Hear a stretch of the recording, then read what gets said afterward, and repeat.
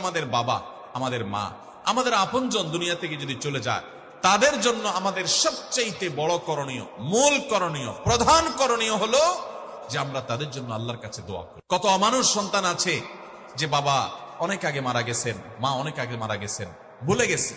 কবরগুলো যত পুরাতন হতে থাকে, মানুষ প্রিয়জনকে তত ভুলতে থাকে। কবরগুলো যত পুরাতন হতে থাকে, মানুষের স্মৃতি থেকে আপনজনরা তত দ্রুততার সাথে হারিয়ে যেতে থাকে। অথচ তারা প্রতিটা মানুষ প্রতিটা মুহূর্তে দোয়ার মুখাপেক্ষী। দোয়া করব। দেখুন মৃত ব্যক্তির দোয়া কত বেশি দরকার। আল্লাহ রাব্বুল আলামিন একজন মানুষের মৃত্যুর পর সর্বপ্রথম যে আমলটি আমাদের জন্য রেখেছেন তা হলো আমরা দ্রুততার সাথে তাকে গোসল দিয়ে তার জানাজার ব্যবস্থা করব। এই জানাজার নামাজের মধ্যে আমরা মুর্দার জন্য কি করি? সালাতুল জানাজা। এটা মূলত মুর্দার জন্য দোয়ার নামাজ, এটা দোয়ার আয়োজন মূলত। এটাতে রুকু সিজদা না, এটা পূর্ণাঙ্গ সালাতই না, নামাজই না। এটা মূলত পুরো আয়োজনটাই হলো মুর্দার জন্য দোয়ামূলক।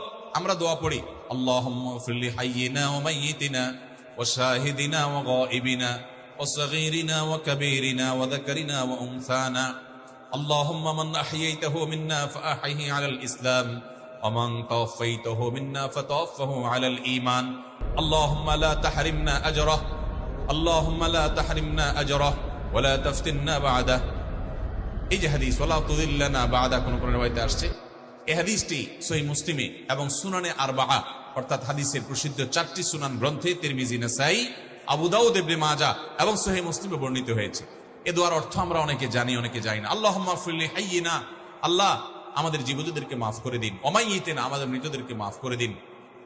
ওয়া সগীরিনা ওয়া কাবীরিনা, আল্লাহ আমাদের যারা বড় আছেন তাদেরকে মাফ করে দিন, যারা ছোট আছেন তাদেরকে মাফ করে দিন।